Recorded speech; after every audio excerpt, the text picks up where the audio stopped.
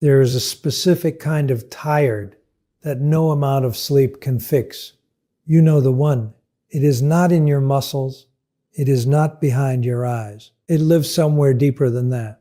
Somewhere in the part of you that keeps giving, keeps absorbing, keeps showing up, even when every signal in your body is telling you that you have nothing left. You wake up already bracing for the day. You check your phone and feel your stomach tighten before you have even read a single message.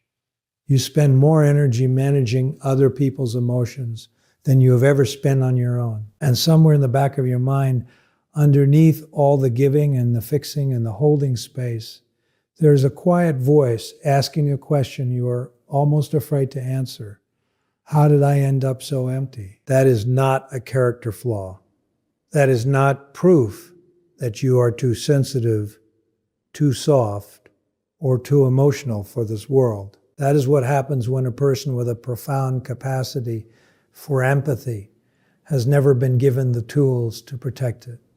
And that is exactly what we are going to change today. I want you to think about the people in your life who leave you feeling worse after spending time with them.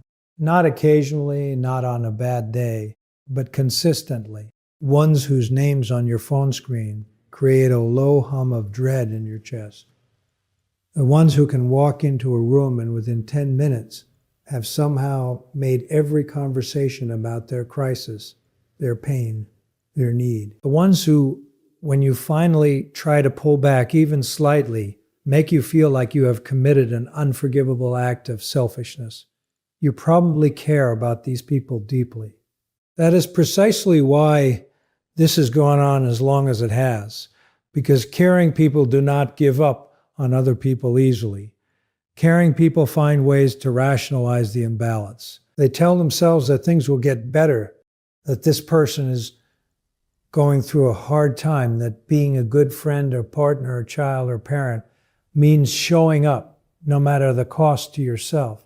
But here's the psychological reality that changes everything. There's no version of sustainable love, sustainable friendship, or sustainable connection that is built on one person's permanent self-erasure. None. What you have been doing is not love at its highest form. It is love at its most exhausted, most frightened, most unprotected form. And the people who have been benefiting from your unlimited availability have not been receiving the best of you. They have been receiving the last of you. There is a profound difference. Here is what the research on emotional labor actually tells us. Studies on what psychologists call compassion fatigue, a term originally coined to describe what happens to therapists and caregivers, show that consistently absorbing other people's emotional distress without adequate recovery time does not just leave a person tired. It rewires how the brain processes stress. It blunts the nervous system's ability to return to baseline. Over time, people who chronically overgive without boundaries begin to experience a kind of ambient anxiety that follows them everywhere, a background hum of tension that has no single identifiable cause, because it is the accumulated weight of 100 unspoken needs, 100 swallowed truths, 100 moments of choosing someone else over themselves. That is what you are carrying, and I want you to hear this clearly. You were never meant to carry it alone. The 3 boundaries we are going to talk about today are not techniques for becoming cold. They are not strategies for pushing people away or building walls so high that no one can reach you. They are something far more radical and far more difficult than that. They are the structure that makes it possible for you to stay present, to stay loving, to stay connected without disappearing in the process. Because the goal was never to stop caring. The goal is to care in a way that does not cost you everything. Before we get into the first boundary, I need to address something that most people in your position struggle with deeply, and that is the belief, usually unconscious, usually formed very early in life, that your value to the people around you is directly tied to your availability. That being needed is the same thing as being loved. That if you set a limit, if you say not right now, if you ask for something back instead of endlessly giving, the people you love will leave, or worse, they will stop loving you. That belief is not irrational. For many people who developed this pattern of overgiving, it was learned in environments where love genuinely did feel conditional, where emotional labor was the price of safety, where being useful, being needed, being the one who held everything together was the way you earned your place. If that was the water you swam in as a child, then of course it feels true as an adult. Of course, pulling back feels like a threat. Of course, saying no feels like an act of self-destruction rather than self-protection. But a belief that was formed in a moment of survival does not have to govern the rest of your life. And part of what we're doing today together is beginning to separate what was true then from what is true now. Because here is what is true now. You are an adult with the capacity to choose. And the most important choice you will make in your relationships is not whether to love deeply. You already do that. You cannot help it. The most important choice is whether you will love yourself with even a fraction of the same depth and consistency that you love everyone else. The first boundary is where we begin, and it is the one that, once you understand it, will reframe every draining relationship you have ever been in. It is called the energy audit boundary. And it starts not with a conversation, not with a confrontation, not with a difficult text message or a rehearsed speech. It starts with a moment of radical honesty that you have with yourself alone before anyone else is involved. It starts with asking a question that sounds simple, but lands like a revelation when you actually sit with it. After I spend time with this person, do I feel more like myself or less? Not better or worse in a vague sense, more like yourself or less. Because energy-draining relationships have a very specific effect that sets them apart from ordinary conflict or ordinary difficulty. They do not just leave you tired, they leave you smaller. They leave you quieter inside. They leave you with a slightly reduced sense of your own reality, as if spending time in someone else's emotional weather system has blurred the edges of your own. That is your first data point. That feeling is not something to rationalize away. That feeling is information. The energy audit boundary is not about deciding who is a good person and who is a bad person. That distinction, while emotionally satisfying in the moment, is actually one of the things that keeps empathetic people stuck longest. Because most of the people who drain you are not villains. They are not sitting somewhere calculating how to extract the most from you while giving the least. Most of them are simply people who have never been required to manage their own emotional world because you have always been willing to manage it for them. And so a dynamic was established quietly, gradually, without either of you necessarily choosing it consciously, in which your emotional resources became a standing reserve.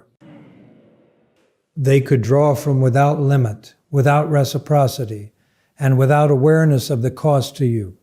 That dynamic is not a character indictment of them, but it is a pattern that will not change until you change your role within it.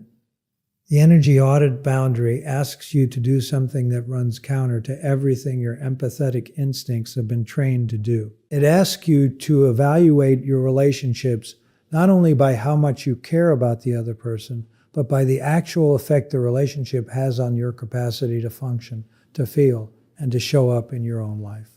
This is not selfishness. This is stewardship. Because your emotional energy is not an infinite resource, it is finite, it is precious, and how you allocate it determines the quality of absolutely everything in your life. Your work, your creativity, your health, your ability to be present for the people who genuinely nourish you. Here is how this boundary works in practice. Begin by identifying the relationships in your life that consistently leave you in that diminished state, smaller, quieter, less like yourself. You do not need a long list. Most people, when they are honest, can identify 2 or 3 relationships that account for the vast majority of their emotional depletion. Once you have identified them, the boundary is not immediately about ending those relationships or having a dramatic confrontation. The boundary begins internally. It begins with the decision to stop treating your availability in those relationships as unlimited and unconditional. What that looks like practically is this. You stop answering every call the moment it comes in. You give yourself permission to return messages when you have the capacity to do so, not the moment anxiety about leaving someone waiting compels you to respond. You begin ending conversations gently, warmly, but firmly when you feel yourself starting to disappear inside someone else's spiral. You practice the sentence, I care about you, and I don't have the capacity for this conversation right now. You say it without a lengthy justification. You say it without an apology that undermines it. You say it and you let it stand. The first few times you do this, it will feel wrong. It will feel selfish and unkind, and like a version of yourself you do not recognize. That discomfort is not evidence that you are doing something wrong. That discomfort is the feeling of a boundary being placed where there was none before. And that always feels strange at first, the same way a muscle that has never been used before will ache the first time you ask something of it. Pay close attention to how people respond when you begin implementing this boundary, because the response you receive is enormously revealing. The people in your life who genuinely love and respect you will adjust. They may be surprised initially. There may be a brief period of recalibration, but they will adjust because they are in the relationship for you, not just for what you provide. The people who respond to your limits with anger, with guilt, with withdrawal, with escalating emotional demands, with sentences like, I guess you just don't care anymore. Those responses are not evidence that you were wrong to set the boundary. Those responses are evidence of why the boundary was necessary. A person who genuinely loves you does not punish you for having a nervous system. Now let us move to the second boundary, because this is the one that operates like a trap, specifically designed for people with your level of empathy. This is the boundary that, if you do not understand it clearly, will undo every other boundary you ever try to set. It is the guilt narrative boundary. And to explain it properly, I need to describe a moment you have almost certainly lied through. You finally did it. After weeks or months of building up the courage, you said no, or you asked for something, or you expressed a need, or you set a small, reasonable limit. And instead of being met with understanding or even simple acknowledgement, you were met with something that stopped you completely. A sigh, a silence that stretched too long, a look that said you had wounded them beyond repair, or worse, actual words like, I just thought you cared about me, or after everything I have done for you, or the most devastating version of all, I guess I am just a burden to you. And within seconds, before you even had time to process what had happened, the guilt had already moved in and taken over everything. Suddenly you were not a person who had made a reasonable request. You were the villain in someone else's story. And the most painful part is not that they said it. The most painful part is that you believed it. This is guilt as a mechanism of control. And I want to be precise here because the word manipulation carries a weight that can make it hard to apply to people we love. So let me draw a distinction that'll make this clearer than it has ever been for you. There is a fundamental difference between someone who is genuinely hurt and tells you so honestly, and someone who performs hurt as a way of reversing your behavior. Genuine hurt sounds like vulnerability. It sounds like, when you said that, I felt dismissed, and I want to understand what happened between us. It opens a door. It invites connection. It is asking for closeness, not compliance. Guilt manipulation sounds like a verdict. It sounds like, I cannot believe you would do this to me after everything I have sacrificed. It does not open a door. It places you on trial. It is not asking for closeness. It is demanding surrender. The reason this distinction is so difficult, or empathetic people to navigate is that your nervous system responds to both in exactly the same way. You feel other people's pain as though it were your own. So when someone you love performs distress in response to your boundary, your body floods with the same anxiety you would feel if you had genuinely caused harm. Your mind races to find what you did wrong. Your instinct is to fix it, to take it back, to apologize, to make the discomfort stop at any cost. And in doing so, you abandon your own truth completely, not because you are wrong, but because you were made to feel wrong. That difference is everything. The guilt narrative boundary requires you to develop a skill that does not come naturally to someone with your level of empathy. It requires you to learn to sit inside someone else's displeasure without immediately interpreting that displeasure as proof of your own wrongdoing. It requires you to become, over time, someone who can tolerate being misunderstood, being temporarily cast as the uncaring one, being on the receiving end of disappointment, and remain grounded in your own version of reality anyway. This is one of the most psychologically demanding things a human being can do. But it is also one of the most liberating, because the moment you stop needing everyone to approve of your boundaries in order for those boundaries to be valid, the moment you accept that some people will be angry when you stop being endlessly available and that their anger is not a verdict on your worth, that is the moment the guilt loses its grip. And a boundary that cannot be guilted away is a boundary that actually holds. There's something important I want you to understand about the people who use guilt as a lever in your relationships. Understanding this will not make what they do acceptable, but it will make it less personal, and that matters enormously for your ability. To hold your ground without hardening your heart in the process. Most people who guilt manipulate did not invent this pattern as adults. They learned it. They learned it in environments where direct communication of needs was either unsafe or ineffective, where asking plainly for love or attention or reassurance was met with rejection, dismissal, or simply nothing at all. And so they found another way. They discovered early and in the way that children discover survival strategies, that performing distress got results, that making someone feel responsible for their pain was more reliable than simply saying, I am in pain and I need you. That is a tragic adaptation. And it deserves compassion in the way that all survival strategies formed in pain deserve compassion.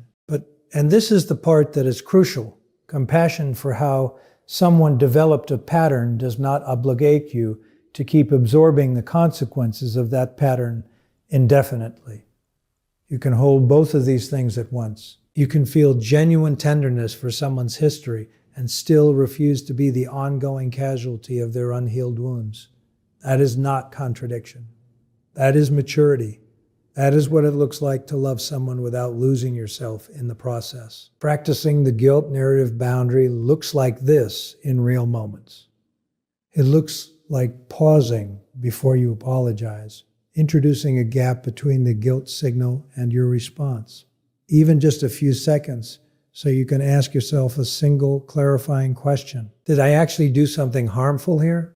Or did I simply do something that was inconvenient for someone who is accustomed to me having no limits? Those are two entirely different situations that can feel identical in the body when you are primed for guilt. Creating that pause, that moment of self-inquiry, is the difference between a boundary that holds and a boundary that collapses the moment it is tested. It also looks like noticing patterns over time rather than evaluating each incident in isolation. If you find that guilt consistently follows your moments of self-assertion, if every time you ask for something, express a limit, or prioritize your own needs, you are met with emotional withdrawal or accusation, that pattern is not coincidence. That pattern is information about the structure of the relationship, and it is information you are allowed to act on. One more thing about this boundary before we move forward, because it is the piece that most people miss entirely. You must stop negotiating your limits in the middle of a guilt trip. This sounds obvious when you read it written plainly like this, but in the heat of the moment when someone is visibly hurt and the familiar anxiety is flooding your system. The temptation to soften, to compromise, to find some middle ground that makes everyone comfortable. That temptation is overwhelming. And every time you give into it, you are not resolving the conflict. You are teaching that person the precise mechanism by which your boundaries can be dismantled. You are showing them exactly which button to press and how hard to press it to get the outcome they want. And so the pattern becomes more entrenched, not less, with every repetition. Hold the boundary, feel the discomfort, let them be disappointed, and remind yourself that their disappointment in response to your limit is not a crisis. It is a recalibration. It is the relationship adjusting to a new reality in which you are a full participant, not just a resource. Now, we arrive at the third boundary, and I want to prepare you for this one because it is the deepest of the three. It is the boundary that the first two have been building toward. If the energy audit boundary is about protecting your external resources, and the guilt narrative bounder is about protecting your psychological ground, then this third boundary is about something even more fundamental than either of those.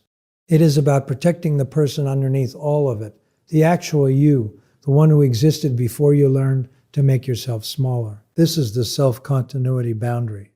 And it addresses a wound so quiet, so gradual, so thoroughly normalized in the lives of empathetic people that most of them do not even recognize it as a wound at all. They just recognize it as themselves.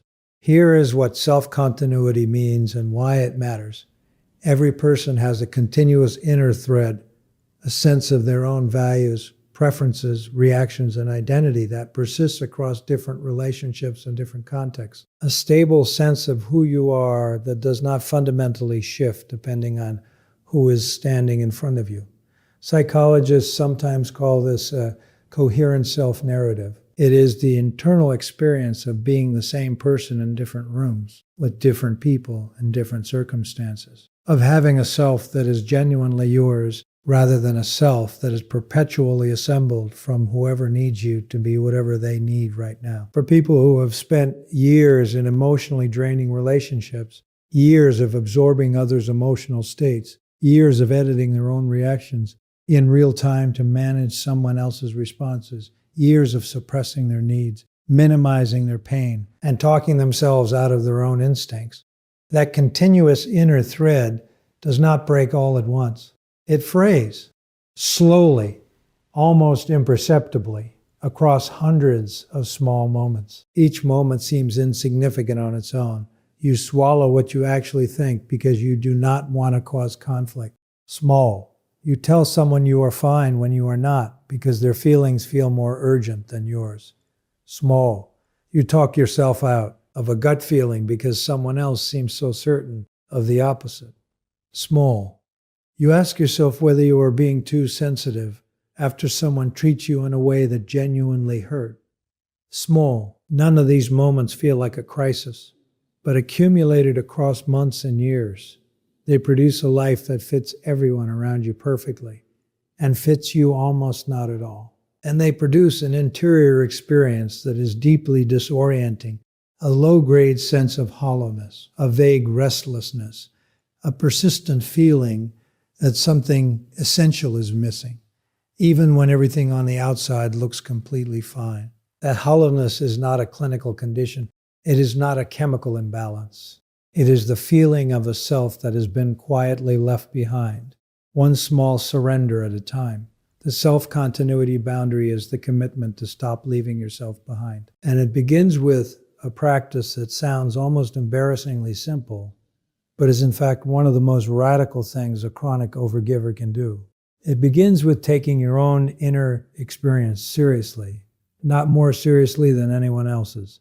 Just as seriously, with the same attention, the same gentleness, the same willingness to sit with it and ask what it needs, that you have spent a lifetime extending outward to everyone else. In concrete terms, this means when something hurts, you acknowledge that it hurts to yourself first before you begin the process of rationalizing why it probably should not. When you have a need, you treat that need as legitimate information rather than an inconvenience to be suppressed or apologized for. When your gut tells you something feels wrong, you pause long enough to actually listen to it rather than immediately deferring to someone else's more confident version of reality.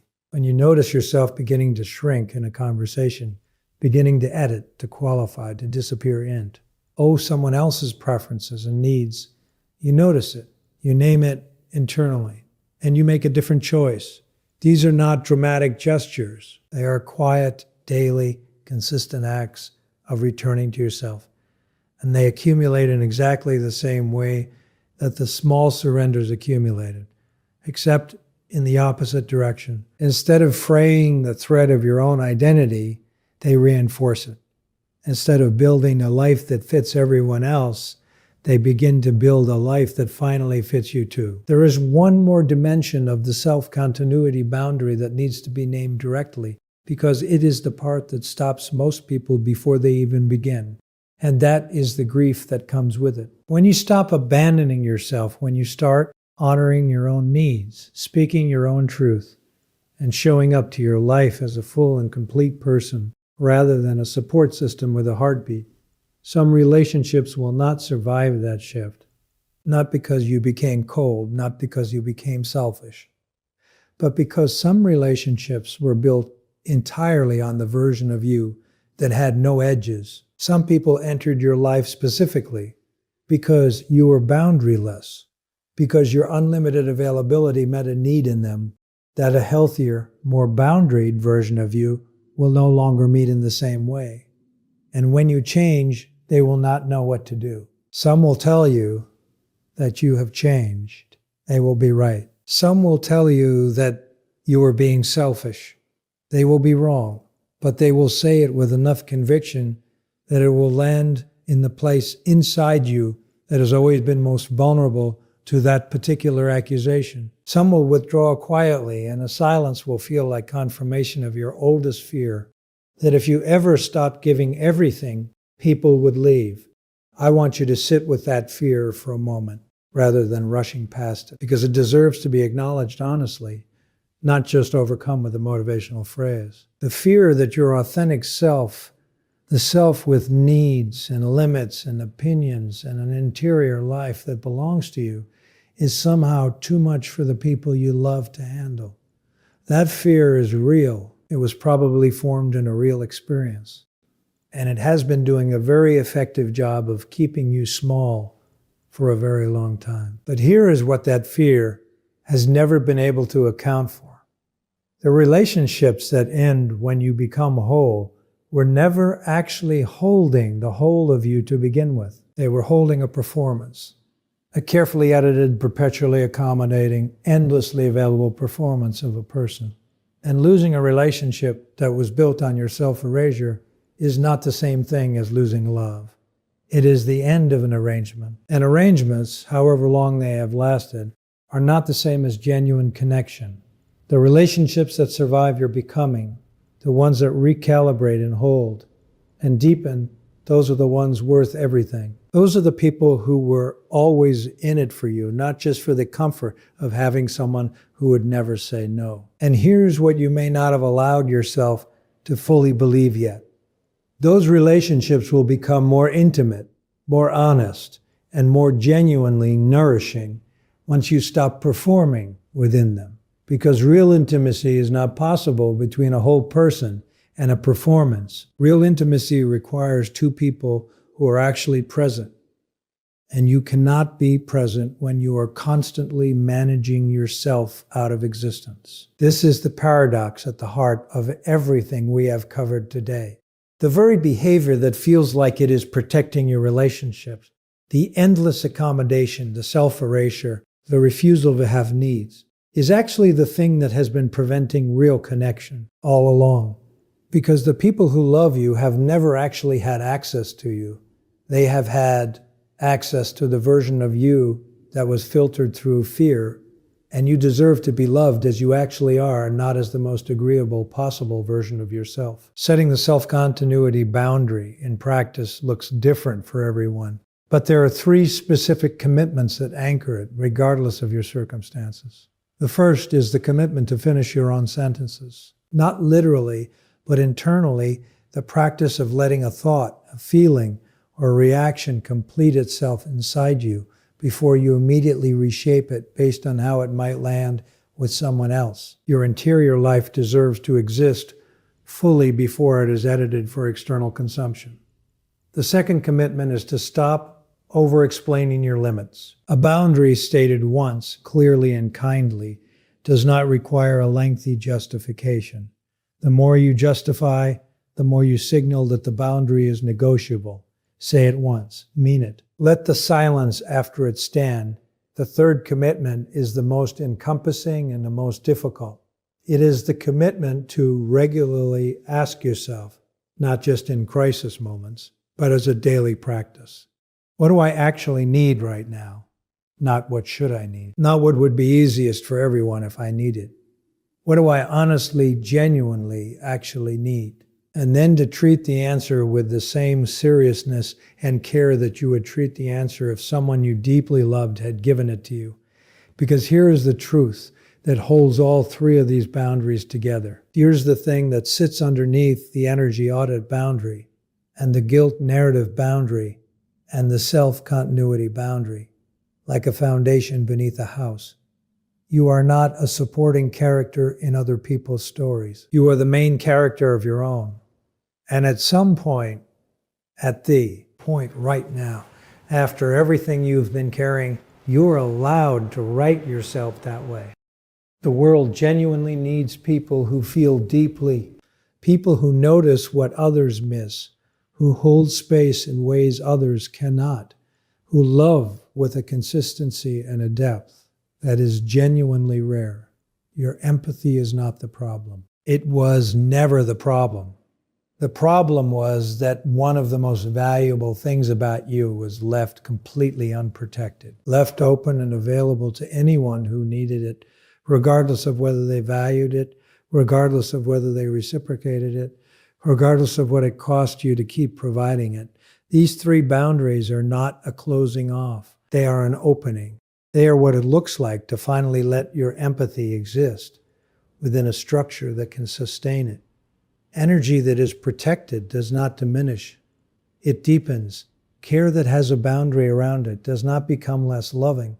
It becomes more honest. A self that is no longer abandoned is a self that can actually show up fully and freely for the people and the moments that deserve it most. You have spent long enough being everything to everyone at the expense of being anything to yourself. That ends here. Not with anger, not with walls, not with a hardened version of you that has decided people are not worth the risk. It ends with a quiet, firm, deeply considered decision that you are also someone worth showing up for, that your inner world deserves the same quality of attention and tenderness that you have spent years, possibly decades, extending outward to everyone else. Guard your energy as though it is the most valuable thing you own, because it is.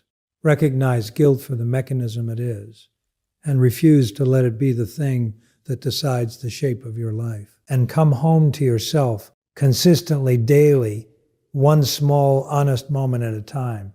Not because the people around you have less of you, but because the truest, most nourishing, most sustainable version of what you have to offer has always been on the other side of this. It has always been waiting for you to stop leaving yourself behind long enough to finally let it through. That is where your healing starts, and it starts right now. What most people never realize is that the habit of taking responsibility for other people's emotions doesn't begin as weakness, it begins as intelligence. At some point in your life, probably early, you learned that harmony equals safety. You learned that if you could read emotional shifts quickly, if you could anticipate disappointment, anger, or sadness before it fully surfaced, you could prevent chaos. You became the emotional regulator in the room, not because anyone officially appointed you, but because you were capable. And capability, when paired with a lack of boundaries, quietly turns into obligation. Psychologically, this is where things start to go wrong. When you consistently step in to manage how others feel, your nervous system starts to believe that other people's emotional states are your responsibility. Their disappointment feels like your failure. Their anger feels like your mistake. Their sadness feels like something you should have prevented. Over time, this creates a distorted sense of control. You feel responsible, but you're not actually in control. And that imbalance is exhausting. You're carrying weight you were never meant to carry while lacking the authority. To change the behavior that keeps creating the weight in the first place. This is why you hesitate before speaking. You don't ask, is this true first? You ask, how will this make them feel? You edit yourself in real time. You dilute clarity to preserve comfort. You delay honesty because you imagine emotional fallout. And on the surface, this looks like emotional maturity. But philosophically, it's a subtle form of self-betrayal. You're prioritizing emotional outcomes over personal alignment. You're choosing short-term peace over long-term integrity. The deeper issue is identity erosion. When you repeatedly suppress your own perspective to accommodate others, you start losing track of what you actually think and feel. Your inner compass becomes calibrated to external reaction instead of internal values. You stop trusting your own instincts because you've trained yourself to override them. Over time, this creates a quiet internal resentment, not just toward others, but toward yourself, because somewhere inside, you know you're not being honest. And humans can forgive many things, but sustained self-deception always extracts a price. From a psychological standpoint, this pattern reinforces learned helplessness. You feel responsible for outcomes you cannot fully control, so you try harder, give more, and manage better. When it doesn't work, you blame yourself. You tell yourself you didn't communicate gently enough, empathize deeply enough, or sacrifice sufficiently. The standard keeps rising, but the return keeps shrinking. This is how capable, empathetic people slowly train themselves into emotional burnout while calling it kindness. There's also a philosophical trap here. You confuse morality with self-denial. You believe being a good person means minimizing the discomfort of others, even when that discomfort is the natural consequence of truth. But truth is not violence. Discomfort is not harm. Growth has never occurred without friction. By shielding people from emotional discomfort, you may feel compassionate, but you're also interfering with their development. And by constantly absorbing that discomfort yourself, you stunt your own. This is where the fear of hurting others becomes dangerous. Not because hurting others is good, but because fearing it absolutely gives other people inherent power over your behavior. Anyone who reacts strongly now controls you. Anyone who withholds approval now directs you. You become emotionally governed by the most sensitive person in the room. And that is not empathy. That is emotional tyranny, even if it's unintentional. When you take responsibility for emotions that are not yours, you also distort relationships. People stop meeting you as an equal and start relating to you as a regulator. You become the buffer, the mediator, the one who smooths things over. And while this role feels meaningful, it often comes with an unspoken rule. Your needs are secondary. Not because people are malicious, but because you taught them that. Humans adapt to the emotional rules of engagement presented to them. If you consistently deprioritize yourself, others will follow your lead. The real tragedy is that this pattern blocks authentic connection. True intimacy requires risk. It requires honesty that might disappoint, challenge, or unsettle the other person. When you constantly filter yourself to avoid emotional impact, people never meet the real you. They meet a curated version designed for emotional safety. And while that version may be liked, it is rarely respected. Respect emerges when someone is grounded enough to be real, not endlessly accommodating. At a deeper level, this behavior reflects a misunderstanding of responsibility itself. You are responsible for your intentions, your actions, and your integrity.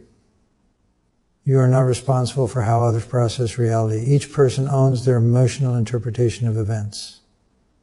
When you take ownership of that process for them, you rob them of agency and yourself of authenticity. That's not compassion, that's control disguised as care. The shift begins when you redefine responsibility. Responsibility is not preventing emotional discomfort at all costs. Responsibility is showing up truthfully, cleanly, and without malice. It's speaking with respect, not self-erasure. It's allowing others to feel what they feel without rushing in to fix it. This doesn't make you cold. It makes you psychologically grounded. As you stop absorbing what isn't yours, something remarkable happens. Your energy returns. Your words gain weight. Your presence stabilizes. You no longer need to explain yourself excessively because you're no longer asking for permission to exist honestly. And paradoxically, this often leads to healthier relationships. The people who can meet you at this level stay. The ones who relied on your overfunctioning drift away. That's not loss, that's alignment. The fear of hurting others fades when you realize that betraying yourself is the deepest harm you can commit. And the moment you stop carrying emotional weight that was never yours, you don't become selfish, you become whole. One of the most misunderstood strengths an empath possesses is hyper-awareness. This ability to read a room, to sense emotional undercurrents before a word is spoken, to detect shifts in tone, posture, and energy is not accidental. It's a finely tuned psychological skill. You didn't wake up one day with it. You developed it through observation, pattern recognition, and survival. At some point, being aware kept you safe. It allowed you to adapt quickly, avoid unnecessary conflict, and navigate complex emotional environments. And for a long time, it worked. But what begins as a survival advantage can quietly become a prison when it operates without boundaries. You are constantly scanning. Not consciously, but instinctively. You walk into a conversation already tracking reactions. You adjust your words mid-sentence. You soften your delivery before anyone asks you to. You notice when someone's energy dips, when impatience creeps in, when interest fades. Most people are oblivious to these signals. You are not. And because you are not, you assume responsibility for them. You think, I should change my tone, I should stop talking, I should explain myself better, I should make this easier for them. That constant adjustment feels like intelligence, but over time it becomes self-erasure. Psychologically, this creates a state of chronic vigilance. Your nervous system never fully relaxes because it is always monitoring external emotional data. This is not presence. This is hyperarousal. Your mind is always on, always calculating outcomes, always predicting reaction. While others are simply expressing themselves, you are performing emotional calculus, and that costs energy, massive energy. The problem isn't awareness itself. Awareness is neutral. The problem is the belief that awareness requires action. You assume that because you notice something, you must manage it. Because you sense discomfort, you must reduce it. Because you detect tension, you must dissolve it. But awareness does not equal obligation. See, everything does not mean fixing everything. And when you confuse the two, you turn a gift into a burden. This is where exhaustion sets in. Not physical exhaustion, but a deep mental fatigue, decision fatigue. Emotional fatigue. You are tired, not because you do too much physically, but because you are always regulating, always holding space, always compensating. You carry the emotional inefficiencies of everyone around you. And no one sees it because it happens internally. From the outside, you look calm, composed, capable.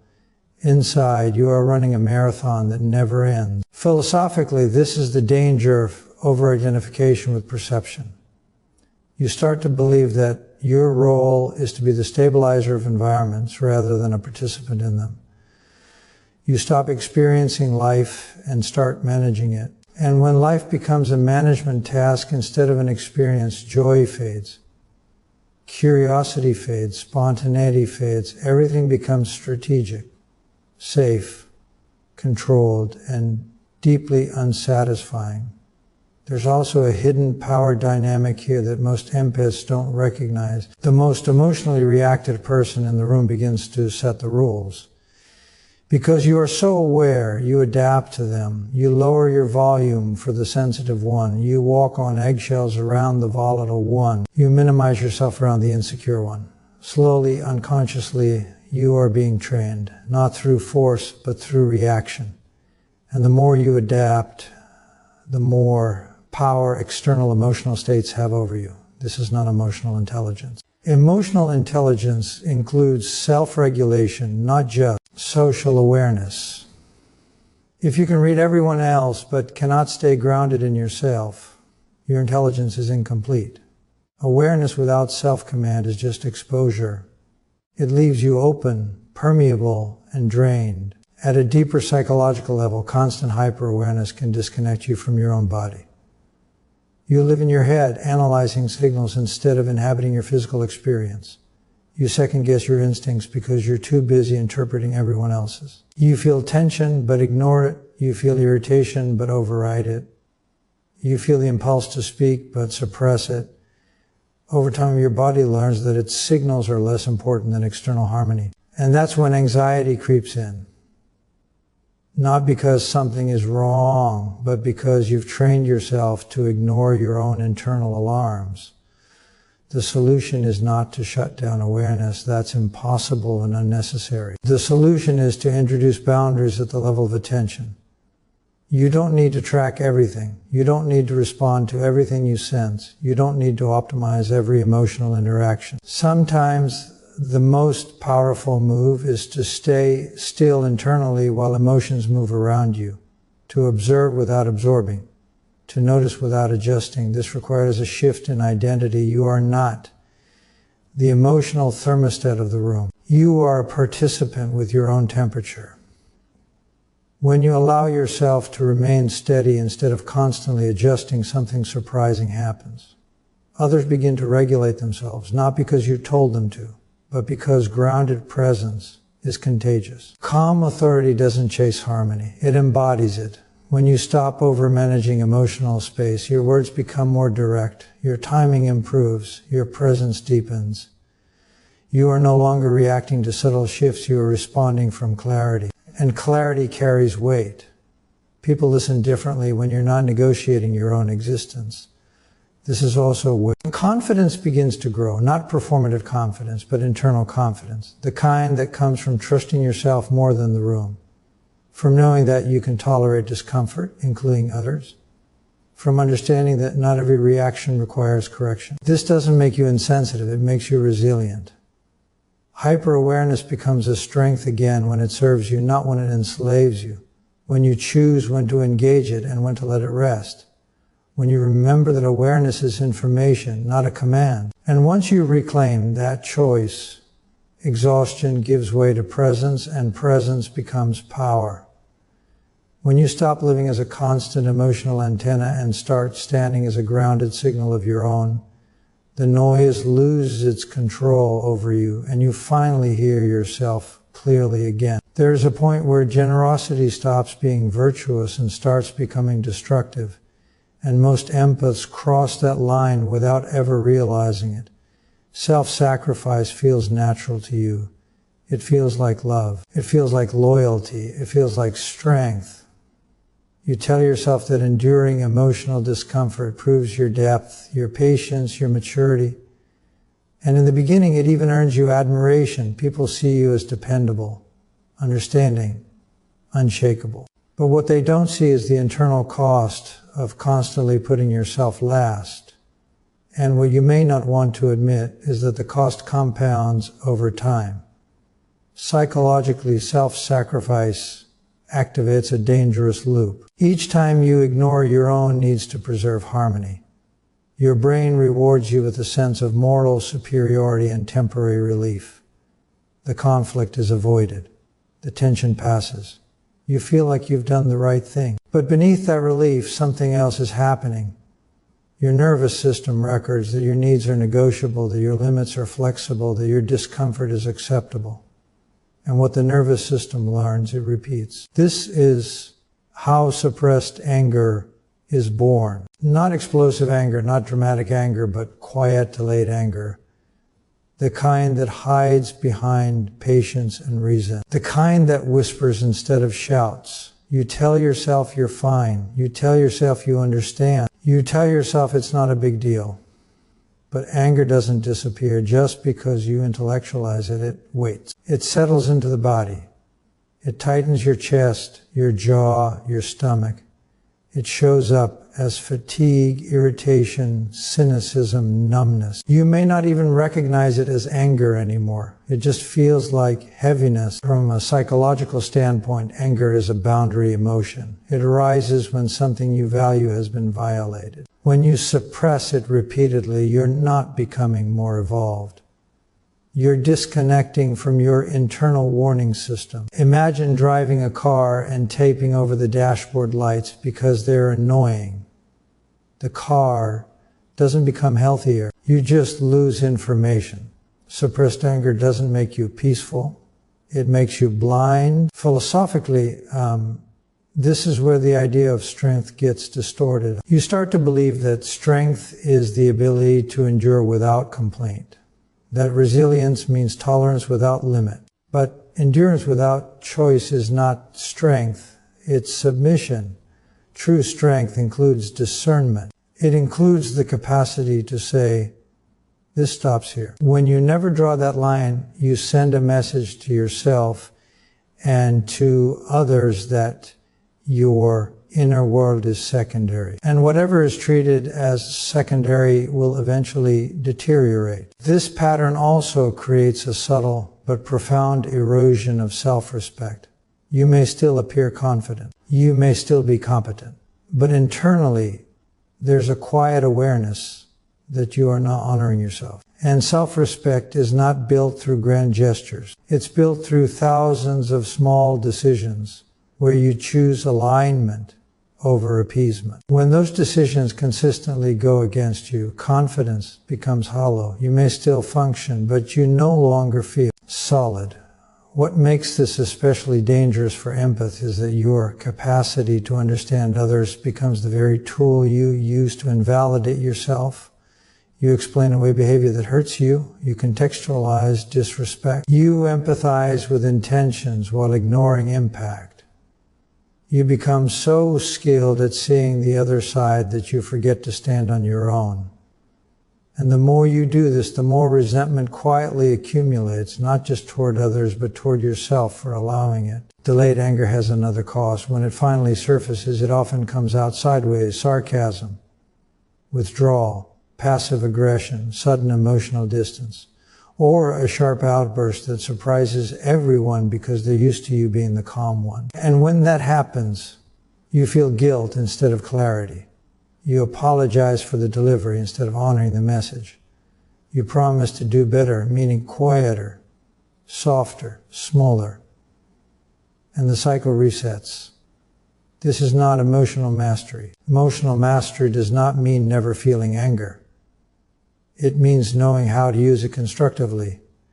Anger, when acknowledged early and expressed cleanly, prevents resentment. It clarifies boundaries. It restores balance. But when anger is delayed, it poisons relationships from the inside. People sense the withdrawal even if they don't understand it. Trust erodes, intimacy weakens, and you are left feeling unseen even though you've been present the entire time. At a deeper philosophical level, chronic self-sacrifice is rooted in a misunderstanding of love. You believe love means absorbing pain so others don't have to feel it. But that is not love. That is martyrdom. Love includes honesty. Love includes limits. Love includes the willingness to disappoint in service of truth. When you deny that, you don't create harmony. You create imbalance. And imbalance always demands correction, one way or another. The shift begins when you stop treating anger as a moral failure and start seeing it as dea, information about where you've overextended, information about what you value, information about what needs to change. This doesn't mean lashing out. It means responding earlier, speaking sooner, setting boundaries before resentment hardens. It means trusting that you can express displeasure without becoming cruel and that others can tolerate your honesty without being destroyed by it. When you allow yourself to honor your anger, something unexpected happens. You become calmer overall, less reactive, less bitter, because anger that is acknowledged doesn't need to scream. It simply informs. And when you respect that signal, your self-respect strengthens. You begin to feel internally congruent again, solid, grounded. Your yes becomes meaningful because your no exists. This is where self-sacrifice transforms into self-leadership. You still care deeply. You still empathize, but you no longer disappear in the process. You stop confusing endurance with virtue and start recognizing that honoring yourself is not selfish, it is stabilizing for you and for everyone around you. Because the truth is simple and uncompromising. Anger ignored becomes resentment. Resentment kills connection. And self-respect lost is far harder to rebuild than any relationship you were trying to save. At some point, every empath reaches a crossroads, whether consciously or not. It's the moment where silence stops feeling peaceful and starts feeling suffocating, where holding back no longer feels noble, just heavy. This is where the final shift has to happen, because without it, all the awareness, all the emotional intelligence, all the insight you've developed turns against you. And that shift is learning that empathy is not meant to erase you. It's meant to guide you. And guidance without discipline is chaos. For a long time, you believed strength meant staying quiet. You believed maturity meant restraint. You believed that if you could just be understanding enough, patient enough, soft enough, things would resolve themselves. And sometimes they did, but look closer. Many times, what actually happened was that you adapted while others stayed the same, you bent while others remained rigid, you absorbed while others released. That's not balance. That's self-neglect, wearing the mask of virtue. Psychologically, silence feels safer than honesty because it avoids immediate friction. But safety and strength are not the same thing. Silence trades short-term comfort for long-term consequence. Every unspoken truth doesn't disappear. It accumulates. It becomes tension in the body, distance in relationships, doubt in the self. And over time, that silence rewires your identity. You stop seeing yourself as someone who chooses restraint and start seeing yourself as someone who isn't allowed to speak freely. This is where disciplined empathy enters the conversation. Disciplined empathy is not reactive. It doesn't rush to soothe. It doesn't collapse under guilt. It is grounded, intentional, and clear. It understands that feelings are real, but they are not always directives. Just because someone is uncomfortable does not mean you are wrong. Just because someone is hurt does not mean you caused harm. There is a critical difference between pain that comes from cruelty and pain that comes from truth. Philosophically, this is the difference between being kind and being congruent. Kindness without congruence is fragile. It depends on approval. It depends on being seen a certain way. Congruence, on the other hand, comes from alignment. When your words, actions, and values match, you generate internal stability, and stability is felt by others. It doesn't need to announce itself. It doesn't need to justify itself. It simply stands.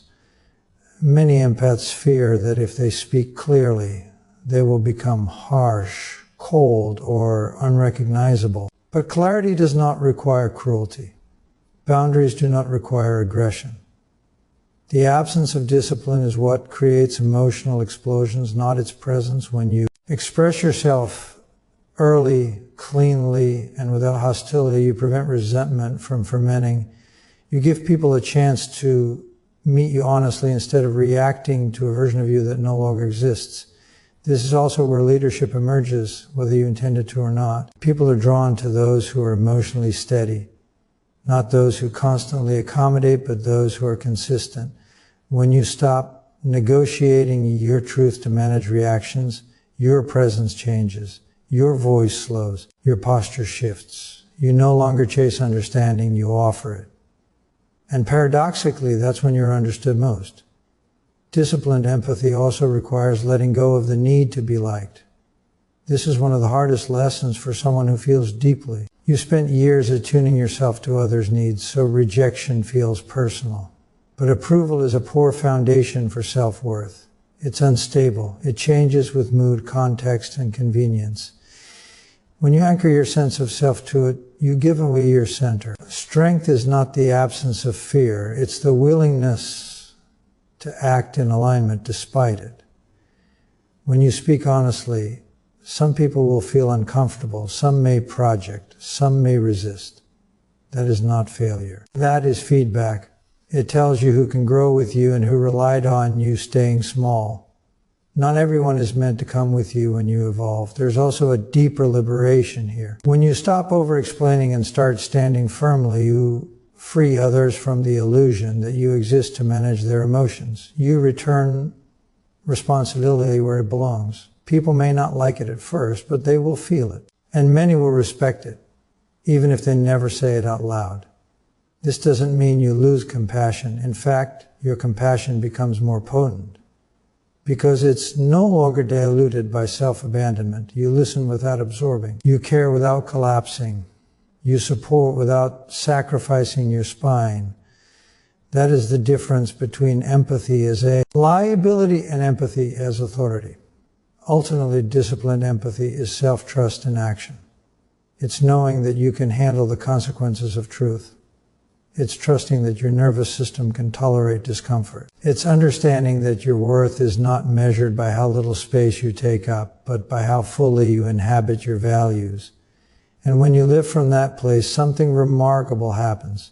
You stop fearing the impact of your presence. You stop apologizing for your clarity. You stop mistaking silence for peace. You realize that the world doesn't need you quieter. It needs you grounded. Because when empathy is guided by self-respect, honesty becomes an act of strength, boundaries become an act of love, and your voice finally carries the weight it was always meant to.